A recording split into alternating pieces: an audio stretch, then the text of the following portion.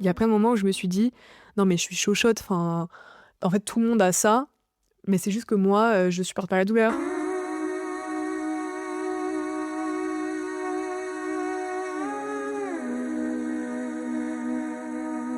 Quand t'en es à un point de t'évanouir, de vomir, que les gens pensent que tu es en train d'accoucher, je veux dire, c'est peut-être que là, c'est pas enfin, c'est une douleur réelle, quoi. Pendant des années, on lui a dit que ses douleurs étaient normales. Alors elle a continué d'aller en cours, continué à danser, continué à tenir, malgré la douleur, jusqu'au jour où son corps a crié plus fort que le silence médical. Dans cet épisode d'État d'âme, Letty raconte 11 années d'errance, la violence des consultations, les douleurs invisibles, et ce soulagement immense, enfin, d'être cru. Vous êtes sur État d'âme, le podcast au cœur de votre santé. Pour toutes les femmes dont le corps et l'esprit ont été bouleversés. Excellente écoute.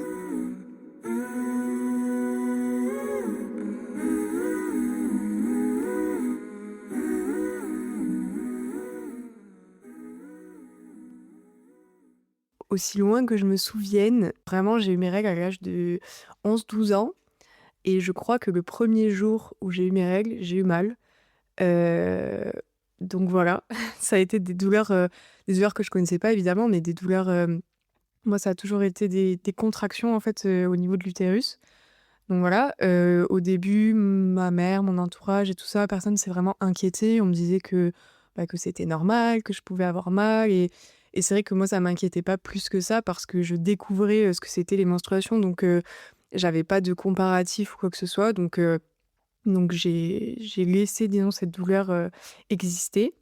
J'ai toujours eu pareil dès le début de mes règles, des règles très abondantes.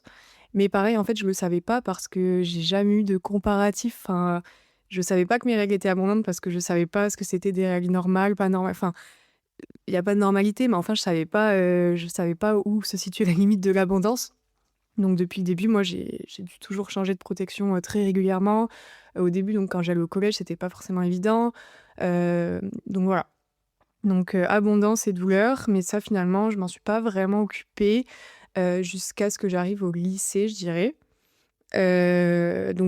Pour traiter les douleurs à ce moment-là, bah, je prenais des Doliprane, je prenais des Spasfon, ce qui est un médicament qui n'a jamais marché d'ailleurs, des Advil, enfin voilà, des médicaments, assez classiques. La douleur s'atténuait un petit peu avec, les Advil, mais c'était très léger et le Spasfon, le Doliprane, ça a jamais rien fait.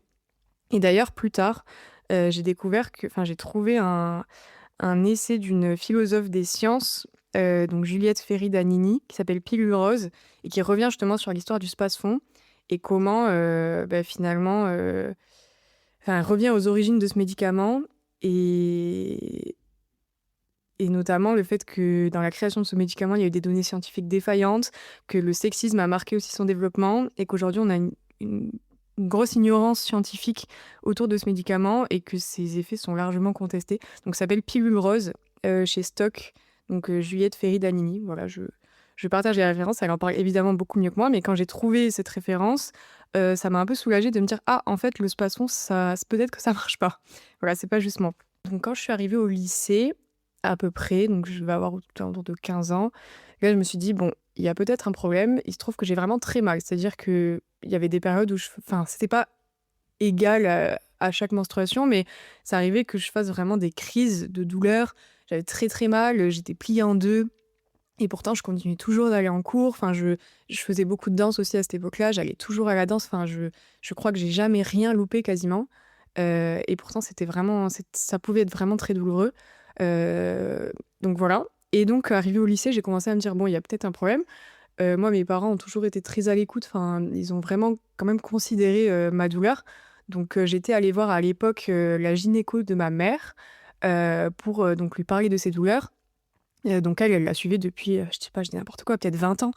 Donc je me suis dit: «Bon, si elle la suit depuis 20 ans, c'est que c'est sans doute, une bonne praticienne». Donc je suis allée la voir sur les conseils de ma mère.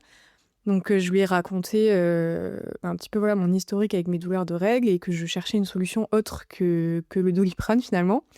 Et c'était aussi pour moi à ce moment-là, j'avais besoin d'en parler et d'être prise au sérieux. Enfin, j'avais quand même que 15 ans, donc voilà. Et il se trouve que cette praticienne n'a pas été du tout à l'écoute, mais alors pas du tout, parce qu'elle m'a dit concrètement, elle m'a dit: «Bah, prenez la pilule». Et moi, à ce moment-là, je cherchais pas du tout un moyen de contraception et j'étais un petit peu frileuse à l'idée de prendre des hormones. Enfin, déjà, à l'époque, je me disais: «Est-ce que c'est un cache-misère?» Enfin, je en fait, c'est pour m'arrêter les règles, c'est pour avoir des «fausses règles» entre guillemets, enfin des règles artificielles.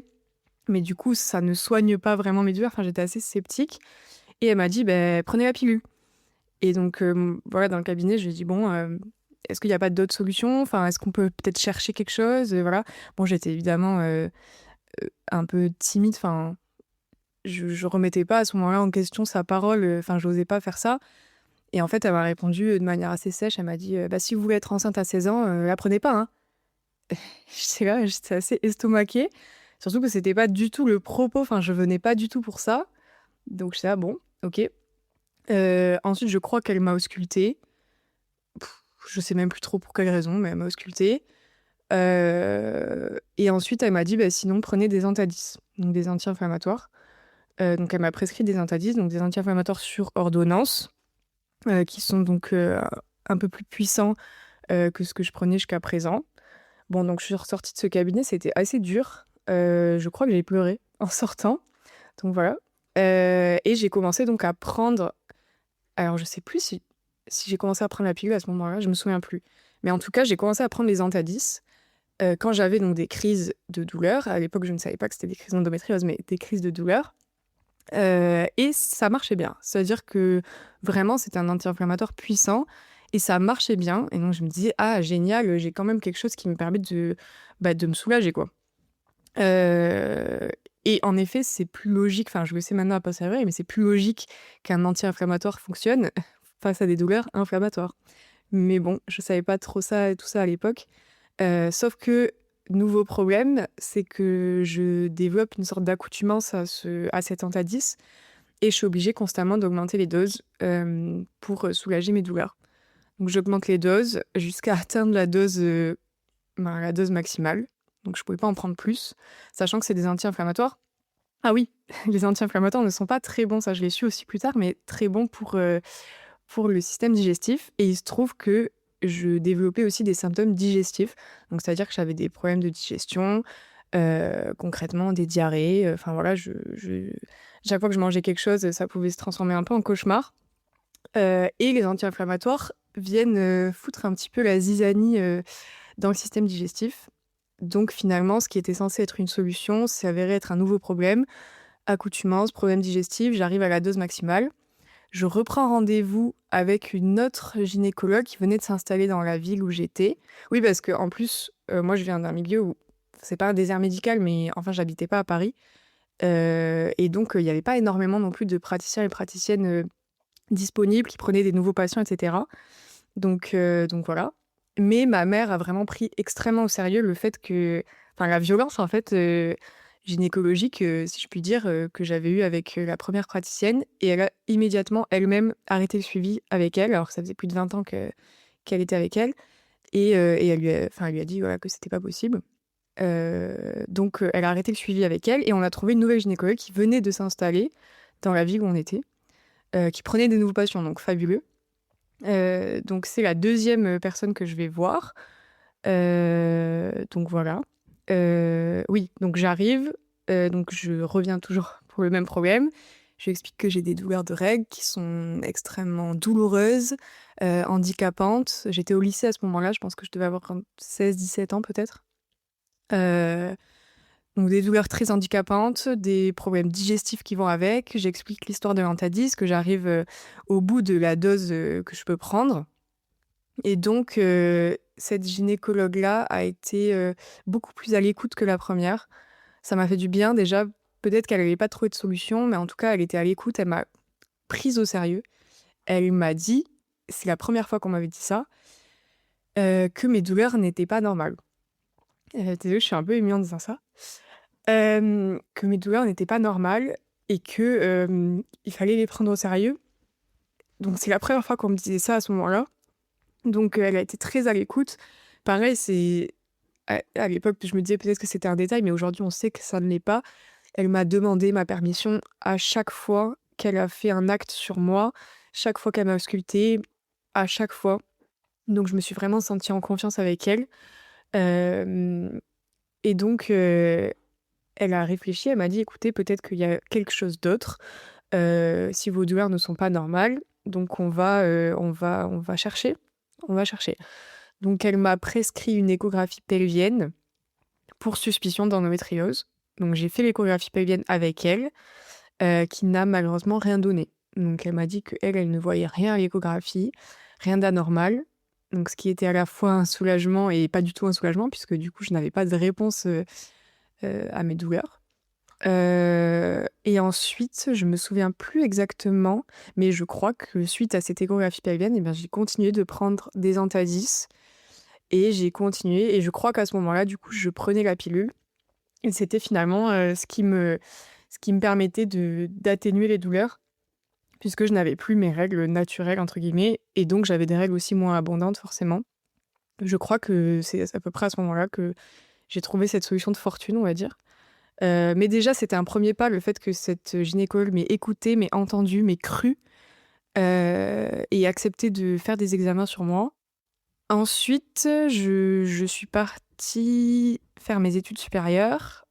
Pareil, j'étais toujours sous pilule à ce moment-là et en fait, j'ai fait une prépa, donc j'étais obligée, en fait, d'être sous pilule parce que j'avais énormément d'examens toutes les semaines.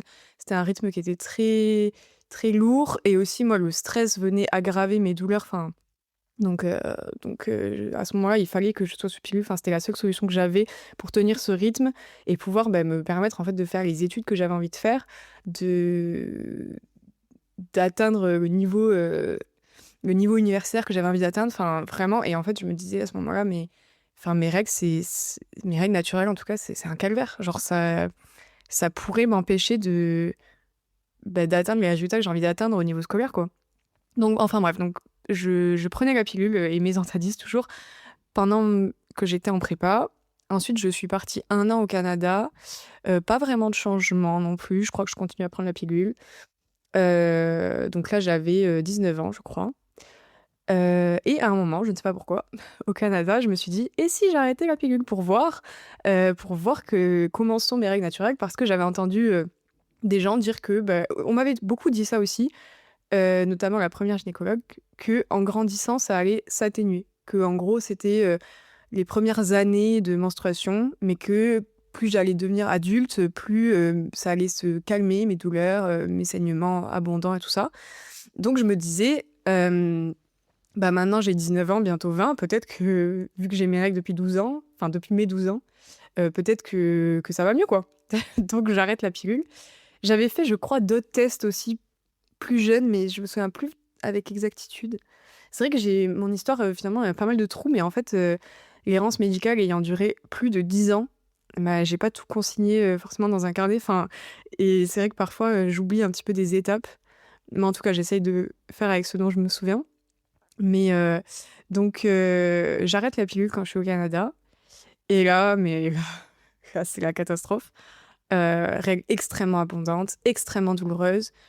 Donc je me dis: «Bon, ça s'est pas atténué, voire c'est même pire en fait». Enfin, ou alors c'était pas forcément pire, mais je crois que j'avais oublié à quel point c'était dur et du coup, quand je me suis repris en pleine face, je me suis dit: «Ah ouais, j'ai vraiment mal en fait». Heu, grosse douleur, donc toujours les mêmes types de douleurs, c'est-à-dire vraiment des contractions utérines très fortes, aussi beaucoup de fatigue. Ça me fatiguait, fatiguait, fatiguait. Je suis quelqu'un enfin je dors pas mal, c'est-à-dire que j'ai tendance à faire des siestes l'après-midi et cetera et un jour, j'ai relié ça aussi avec, plus tard du coup, avec l'endométriose. En fait, c'est une maladie chronique qui fatigue énormément. Je perdais aussi beaucoup de sang, comme j'avais des règles abondantes. Les douleurs, mais qu'est-ce que ça me fatiguait, enfin les crises. Après avoir fait une crise de douleur, je pouvais dormir 2 heures, quoi.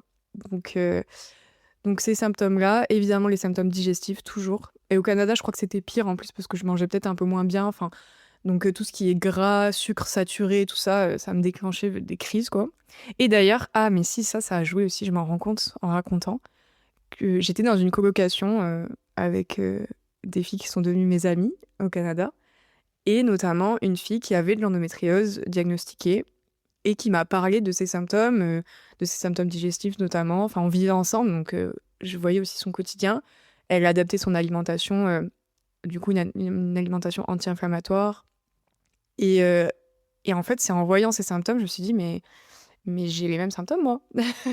Donc, et c'est vrai que ça m'a pas mal mis sur la piste pour que plus tard, en quittant le Canada, je décide de refaire des examens. Mais on n'y est pas encore. Donc je rentre du Canada, je crois que j'ai du coup repris la pilule, enfin je me souviens plus trop, mais je crois que je l'ai reprise parce que c'était trop insupportable.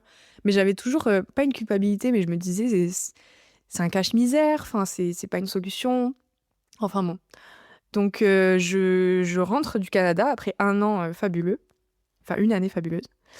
Et j'arrive à Paris pour la poursuite de mes études, donc en master. Euh, et là, je commence un job étudiant dans une bibliothèque, donc une bibliothèque universitaire. Donc voilà, j'aidais les étudiants à trouver des ouvrages, à faire des recherches documentaires. Voilà, donc c'était assez chouette. Et un jour, je me lève le matin, j'avais mes règles. Et à ce moment-là, bah, du coup, je prenais plus la pilule. Je prenais pas la pilule, je pense, du coup, parce que j'avais vraiment des règles douloureuses. Je prends le bus, je me dis, bon, pas grave, t'en as vu d'autres, en gros. Et je me dis, ça va passer. Parce que bah, des fois, il arrive que ça passe. Et je me souviens même plus si je crois pas que je prenne un Dentadis parce que je n'en avais plus et que c'était un médicament sur ordonnance. Donc il y avait ça aussi, c'est-à-dire que quand j'en avais plus, eh ben, j'étais un peu démunie avec mes petits Doliprane, donc qui n'ont jamais vraiment marché. Ce qui marchait un peu mieux, c'était les Advil, parce que je crois, si je dis pas de bêtises, que c'est aussi des anti-inflammatoires. Enfin bref. Mais donc, je ne prends pas de médicaments ce matin-là et je pars travailler. Et je travaillais toute la journée, je crois, jusqu'à 20h. Donc, j'arrive. Les douleurs s'accroissent plus les heures passent, jusqu'à un point insupportable. C'est-à-dire que je travaillais, donc j'étais à mon poste, j'étais seule en haut dans la bibliothèque et je commence à avoir peur parce que je me dis je suis seule et là je crois que je vais m'évanouir. Et ça m'était arrivé quelques fois au lycée, sensation de partir un peu malaise vagal, etc. à cause des douleurs. Euh, donc là je me dis là ça va pas du tout. Mais je continue, je force parce que je veux pas quitter mon poste, parce que je viens de commencer ce travail et que je me dis je peux pas partir, enfin je peux pas rentrer chez moi comme ça, etc. Et donc je force, je force, je force. Je me dis je reste, je reste, je reste. Mais j'ai mal, mais j'ai très très mal. Jusqu'à un point où je tiens plus debout, c'est-à-dire que, enfin même je tiens plus assise en fait, c'est-à-dire que je me recroqueville par terre dans la bibliothèque, à mon poste. Je priais pour que personne ne vienne parce que j'étais évidemment en mesure de n'aider personne pour chercher un bouquin. Et à un moment, j'ai un peu un éclair de lucidité. Je me dis mais là, enfin je peux pas faire mon travail en fait, donc ça sert à rien que je sois là. Enfin c'est pas possible. Donc je prends le téléphone qui est sur mon bureau et j'appelle le PC sécurité. Avec les forces qui me restent, on va dire. On dirait une scène de guerre, mais genre c'est vraiment ça. Et j'appelle le PC sécurité et je leur dis écoutez, ça va pas du tout, j'aimerais que vous veniez me chercher. Enfin, en plus j'étais donc au troisième ou quatrième étage, je pouvais pas descendre l'escalier, je pouvais rien faire. Donc je leur dis j'aimerais que vous veniez me chercher, s'il vous plaît. Ils viennent. Ils me disent qu'est-ce qui se passe et tout ça. Et je leur dis j'ai extrêmement mal au ventre, mais je leur dis vraiment là j'ai très très très mal. Et je leur dis je pense que c'est à cause de mes règles parce que j'ai mes règles. Et je crois que j'aurais pas dû dire ça parce que le mec m'a dit ah ma femme aussi elle a mal quand elle a ses règles. J'étais ah ok bon là j'ai très très mal donc s'il vous plaît faites quelque chose. Ils me descendent donc en bas dans le PC sécurité. Ils m'allongent et là commence pour moi je sais pas combien de temps ça a duré mais peut-être je sais pas 40 minutes d'enfer. C'est-à-dire que je suis allongée, j'arrive pas à bouger, je crie de douleur et je me dis putain mais pour en arriver à crier c'est que vraiment ça n'allait pas quoi parce que c'est pas une position, enfin c'est une position un petit peu humiliante on va dire. Et ils me regardent et les deux hommes là, du PC sécurité me regardent dans le blanc des yeux, ils savent pas quoi faire en fait.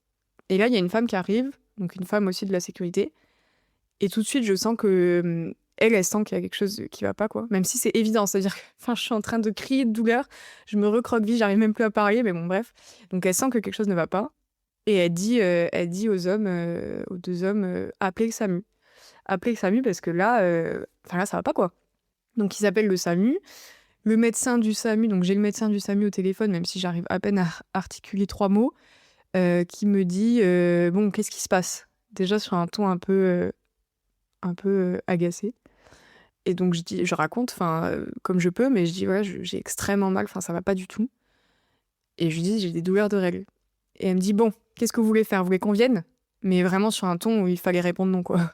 Et donc moi, je dis: «Beh, je sais pas, je sais pas». J'étais pas du tout en état de réfléchir en plus. Et elle me dit, «Bon, bah, je sais pas, aller à la pharmacie». Enfin, vraiment, ils me prennent pas du tout au sérieux. Et là, il y a la femme, du coup, du PC sécurité qui s'énerve un peu, qui reprend le téléphone et qui lui dit: «Mais écoutez, vous vous rendez compte qu'elle arrive même pas à parler et vous voulez qu'elle aille à la pharmacie? Enfin, ça n'a pas de sens, quoi». Heu et après, le médecin donc du SAMU me dit, «Est-ce que vous êtes enceinte?» Donc je dis: «Non» et en fait, il suspectait que j'étais en train de faire, un déni de grossesse et que j'allais accoucher, quoi. Et plusieurs fois, 2-3 fois, il me répète ça: «Vous êtes sûre que vous êtes pas enceinte? Vous êtes sûre que vous êtes pas enceinte?» Même moi, je commence à douter, quoi.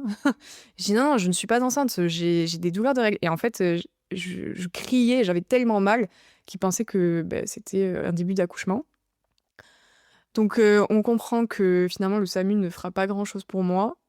D'un autre côté, je sais pas ce qu'ils auraient pu faire, mais peut-être déjà, me prendre au sérieux, ça aurait été pas mal. Donc vraiment, je suis très, très mal. La femme qui est là du PC sécurité m'accompagne pour aller aux toilettes, mais je tiens même pas debout, c'est vraiment dur. Et ils me disent: «Bon, il y a personne pour venir vous chercher?» Et je dis: «Ah bah, en fait, non, parce que déjà, je viens d'aménager à Paris, je connais pas grand monde. Les gens que je connais, ils ont pas de voiture ou quoi, enfin, ils vont venir me chercher en métro, tu sais, ça n'a pas trop de sens, genre, je peux même pas marcher, enfin, bon». Ça et au final, il se trouve que je fréquentais quelqu'un à ce moment-là, enfin, on n'était pas encore ensemble, mais c'était pour bientôt, quoi. Et donc mais ça faisait vraiment pas longtemps qu'on se connaissait et je l'appelle, ça devait faire peut-être 2-3 semaines. Je l'appelle et je lui dis: «Écoute, je suis désolée, mais j'ai vraiment besoin que tu m'aides. Là, je me sens très, très mal. Je suis donc à la bibliothèque. Est-ce que tu pourrais venir me chercher, s'il te plaît et tout, machin?» Et adorable, il me dit: «Mais j'arrive tout de suite». Il avait un scooter, donc il me dit: «J'arrive tout de suite». Il travaillait pas ce jour-là et donc il vient me chercher à la bibliothèque. Moi, je suis toujours, enfin, j'arrive pas à marcher, je suis recroquevillée comme pas possible, je gémis de douleur, enfin horrible. Il arrive, on va donc à la pharmacie chercher, du coup pas des Antadis parce que j'avais pas d'ordonnance, mais on va chercher, je crois des Advil à ce moment-là.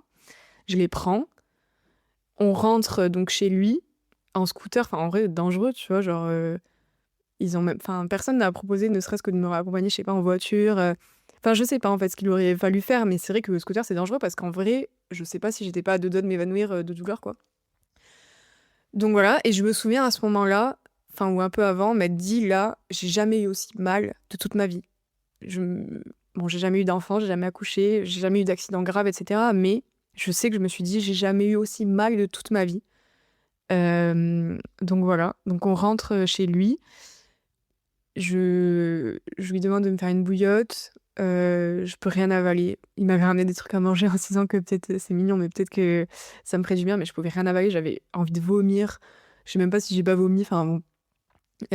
Au final, je prends une douche chaude, c'est ce qui me fait du bien et après je m'endors et je crois que j'ai dormi pendant, bien 3 heures parce que j'étais épuisée de cette crise, une vraie, vraie grosse crise et après ça, je me rends compte que là, c'est vraiment pas normal.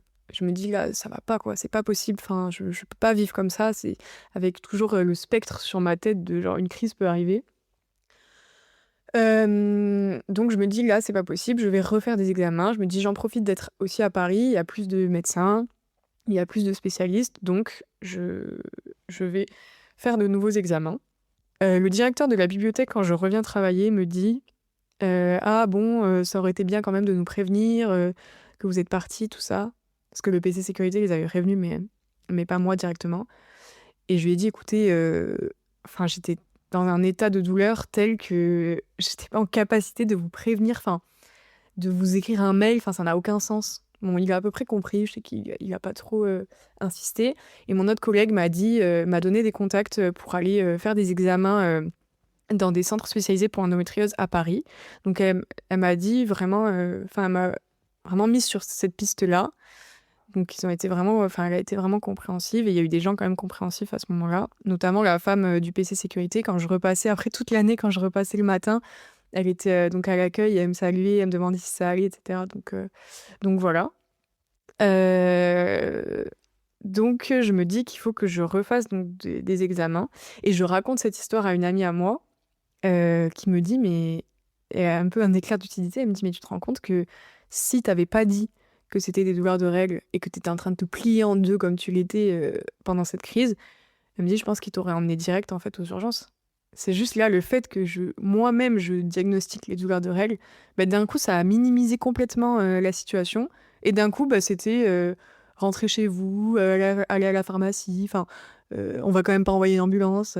Et c'est vrai que quand elle m'a dit ça, je me suis dit putain mais en fait ouais, genre si j'avais pas dit ça, bah, ils auraient suspecté plein d'autres trucs potentiellement graves et ils m'auraient sans doute emmené. Enfin j'en ai pas la certitude mais c'est vrai que j'ai senti qu'à partir du moment où j'ai dit douleur de règles, tout à coup, pour tout le monde, quasiment, c'était pas très grave, quoi. Juste, c'était impressionnant la manière dont je réagissais, mais c'était pas très grave. J'étais en mode, bon, ok. Et donc, je décide de reprendre rendez-vous. Et cette fois-là, je ne sais pas pourquoi, parce que j'avais entendu aussi des gens dire ça, je prends rendez-vous chez une sage-femme et non pas chez une gynéco. Pour moi, c'était hors de question. J'avais pas envie d'aller chez un gynéco ou un sage-femme. Je sais pas comment on dit, sage-homme. Donc, je prends rendez-vous chez une sage-femme. Donc pas très loin de chez moi. Et j'y vais et je suis un petit peu angoissée d'y aller parce que déjà j'ai peur qu'on me prenne pas au sérieux encore une fois. Enfin, c'est vraiment un parcours du combattant. À ce moment-là, j'ai 20 ou 21 ans.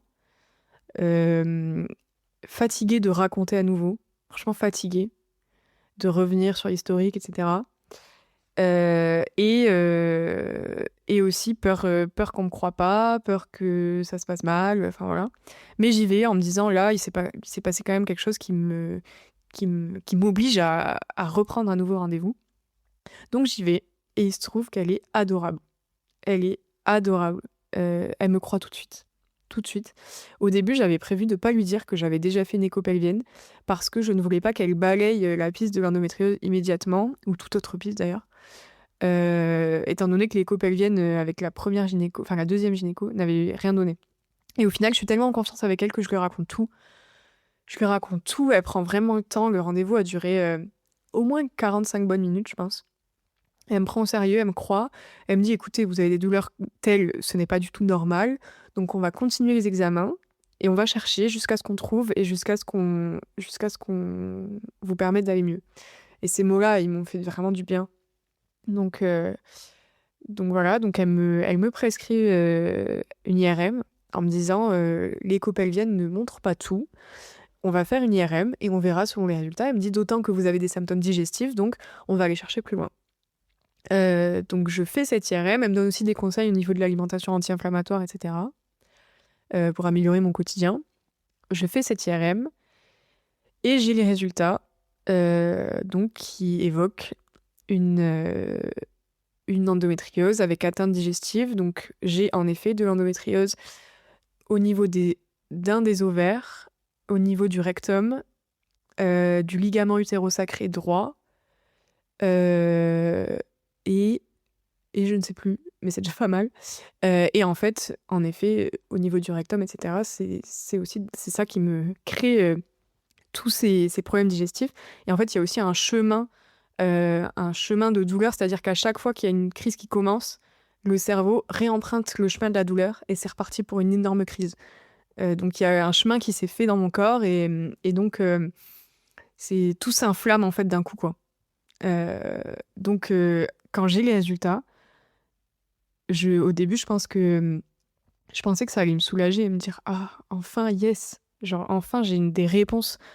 Il y a un peu de ça, mais en vrai je suis euh, atterrée. Enfin je pleure, je pleure, je pleure. Je crois que j'ai pleuré une après-midi entière, à la fois de soulagement et aussi je sais pas pourquoi je pleure. Enfin je suis en mode je j'ai quelque chose en même temps. En vrai j'ai quelque chose, donc ça me fait quand même pleurer de me dire ok ils ont trouvé quelque chose quoi. Et puis, je sais pas, je pleure, je pense que aussi c'est 10 années d'errance qui s'arrêtent. Et à ce moment-là, c'est. Enfin, je sais pas trop ce que je ressens, mais je pleure beaucoup en tout cas. Je suis pas très bien. Et en même temps, je me dis, putain, mais il y a un peu ce truc de. Je le savais, j'avais raison. Genre, je le savais. Et on m'a pas cru. Enfin, on m'a cru, mais on n'a pas cherché plus loin. Et donc là, je me dis, waouh, ok. Et tout s'explique aussi, notamment. Le fait que ce soit une endométriose avec atteinte digestive, enfin tout s'éclaire quoi. Donc, euh, donc voilà, je reprends rendez-vous avec ma sage-femme qui a les résultats. Donc elle me dit voilà, donc elle m'explique, elle prend le temps de m'expliquer absolument tout, de me faire des schémas, de m'expliquer ce qui se passe dans mon corps, de m'expliquer pourquoi j'ai mal à tel moment, à tel moment. Donc ça, c'est vraiment, vraiment agréable et enfin, elle a très bien fait son travail. Heu et ensuite, elle me dit: «Bon, je vous invite à prendre rendez-vous avec un spécialiste maintenant ou une spécialiste de l'endométriose pour lui amener vos IRM, pour que cette personne puisse dire, à quel stade, en gros, on en est, est-ce qu'il faut venir, par exemple, contrôler tous les ans ou pas?» parce que c'est une maladie qui est évolutive, donc qui peut se résorber ou s'empirer. C'est une maladie sur laquelle on sait peu de choses en réalité, enfin, il y a eu peu d'études, en tout cas pas assez et chercher comment mon quotidien peut être amélioré. Donc à ce moment-là, je reprends la pilule grâce à cette sage-femme. La pilule ne me convient pas, donc j'en prends une autre, donc qui est en tout cas indiquée quand on a de l'endométriose, donc une pilule, heu, microdosée, je crois qu'on appelle ça comme ça, où il y a que, des progestérones et pas d'œstrogène ou l'inverse et je la supporte beaucoup mieux. C'est une pilule que je prends en continu, donc je n'ai plus mes règles, absolument pas du tout. Ça change évidemment mon quotidien mais cette pilule n'est pas remboursée. Voilà. Donc la seule pilule, que je supporte et que je peux prendre n'est pas remboursée par, la sécurité sociale. Donc ma mutuelle prend en charge une partie, mais elle est quand même à, une trentaine d'euros, je crois, donc ce qui est pas donné. Mais bon, c'est la seule, qui me convienne, donc voilà. Donc je vais voir ce fameux spécialiste dans un hôpital à Paris. Déjà, bon, il me prend avec du retard et tout, bon, ça c'est pas grave, ça arrive. Et donc je lui explique, un petit peu mon chemin. Il ne me regarde pas dans les yeux, donc déjà c'est compliqué de lui expliquer avec précision, enfin je balaye un petit peu. Et je lui dis voilà que j'ai amené, les IRM et que j'aimerais qu'il les regarde et qu'il fasse un point avec moi sur, OK, bah, maintenant quel suivi on entame en fait, pour la découverte de cette maladie chronique, inflammatoire, dégénérative. Donc et en fait il me dit, «Non, non mais je vais pas regarder vos IRM». Il me dit: «Vous prenez la pilule?» Je dis: «Oui». Je lui dis: «Donc je prends telle pilule» et il me dit: «Bah, voilà, bah, c'est tout, continuez» et je lui dis: «Mais» donc là, je suis un peu estomaquée et je lui dis: «Mais» bon, j'insiste pas déjà pour les IRM, parce qu'il veut vraiment pas les voir, donc j'étais en mode: «OK», alors que moi, je venais quand même pour ça, à la base. Et je lui dis: «Mais bon, est-ce qu'il y a d'autres solutions? Où est-ce qu'on en est, en fait, au niveau de la recherche sur l'endométriose? Est-ce que la pilule, c'est la seule solution? Est-ce que comment c'est possible, en fait? Enfin, je fais quoi? Je sais pas. Je veux dire, je sais maintenant que j'ai cette maladie, s'il vous plaît, quoi. C'est le parcours du combattant continue et il me dit, «Bah, non, pour l'instant, il y a pas de solution curative, c'est juste, on travaille sur les symptômes, donc vous prenez la pilule, vous la continuez très bien si elle vous convient. Voilà, vous prenez des Antalgis si vous avez mal». Voilà et franchement, enfin, je suis sortie de là, le rendez-vous a duré, je pense, 5-10 minutes. Il a pas du tout accepté de regarder quoi que ce soit. Il m'a pas donné d'informations supplémentaires. En fait, moi, je venais pour comprendre, pour, savoir, OK, qu'est-ce qu'on fait maintenant? Entamer un suivi, je sais pas. Rien du tout. Rien, rien, rien. Donc nouvelle déception et là, je commence à fatiguer, en fait. Enfin, je retourne voir ma sage-femme, donc je lui explique, ce qui s'est passé. Elle me dit: «Bon, on va changer de spécialiste». Elle m'explique aussi cette histoire des Antalgis, que si je prends des Antalgis, bah, c'est aussi pour ça que j'ai des réactions inflammatoires au niveau digestif et que donc la solution est aussi un peu le problème. Donc elle me prescrit aussi des pilules qui viennent, tapisser, on va dire, l'estomac pour le protéger, heu, des Antalgis. Enfin bon bref, en gros chaque solution est un nouveau problème qui amène une nouvelle solution. Enfin c'est bon, voilà. Et elle me dit: «Bon, on va choisir un nouveau spécialiste». Ça va aller, tout ça, machin et en fait, à ce moment-là, moi, je suis fatiguée. Ça me coûte cher aussi, parce qu'en vrai, les spécialistes, ça coûte cher. Je suis fatiguée, j'en ai marre. Ça fait à ce moment-là, j'ai donc 22 ans, 21-22. Ça fait, 11 ans que je suis en errance médicale pour ces problèmes-là. Donc là, j'ai enfin une solution. Enfin, pas une solution, mais j'ai enfin un diagnostic.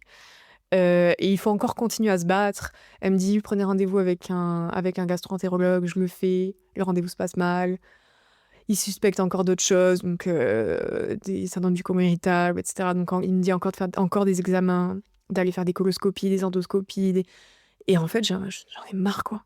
J'en ai marre, marre, marre et donc je dis: «Là, c'est stop. Je verrai plus tard». Je ne sais pas aussi ce qu'il en est. Ah oui, parce que je venais aussi pour ça, voir le spécialiste par rapport à la fertilité, parce que c'est une maladie qui peut avoir des conséquences, sur la fertilité. Donc j'avais besoin de lui poser des questions. Enfin, je j'ai pas envie d'avoir d'enfant maintenant, mais enfin, c'est quand même une question qui me concerne et je crois que le spécialiste m'a dit: «Bon, bah, de toute façon, vous allez pas avoir d'enfant maintenant» et il m'a dit: «Non, mais la fertilité, ça peut avoir des incidences, parfois oui, parfois non», enfin, on est très évasif, donc j'ai pas non plus beaucoup plus de réponses. Donc voilà et donc je décide à ce moment-là d'arrêter d'aller voir des spécialistes, de chercher, chercher, chercher, de payer de l'argent, de voilà et donc je décide que pour l'instant ça me convient, que j'ai un diagnostic et c'était ça que je cherchais aussi. J'ai des réponses, c'est déjà, 60 du chemin, quoi. J'ai une pilule qui me convient, j'ai une sage-femme qui est à l'écoute, j'adapte mon alimentation comme je peux. Mes symptômes ont été divisés par 10. Enfin vraiment, ça m'arrive quelquefois d'avoir des crises, mais ce n'est rien comparé à avant. Je n'ai plus de crise, vraiment utérine, on va dire. Donc vraiment, j'ai gagné en qualité de vie, enfin, c'est impressionnant et je me suis rendu compte à quel point je m'étais habituée aussi à une vie, enfin, à des symptômes, qui en vrai ne sont difficilement vivables, quoi. Donc voilà. Donc aujourd'hui, j'en suis là. Je ne sais pas si plus tard je continuerai les recherches, les rendez-vous avec les spécialistes. Peut-être que j'aurai besoin de le reprendre à un moment donné, mais là, j'ai décidé que pour l'instant, ça me convenait. Voilà, donc j'ai eu, bien 11 ans d'errance médicale. Peut-être que le jour où je voudrais avoir des enfants et ben, je me pencherai aussi sur la question de la fertilité, liée à l'endométriose. Voilà, donc c'était, mon histoire, mon parcours avec l'endométriose, avec atteinte digestive. Et si aujourd'hui je devais, enfin, ce que j'aurais aimé entendre, moi, pendant ce parcours-là, dès le début, c'est, enfin, déjà: «Je te crois». Enfin, mes parents m'ont dit, mais de la part des professionnels de santé: «Je te crois, on va chercher, on va trouver une solution».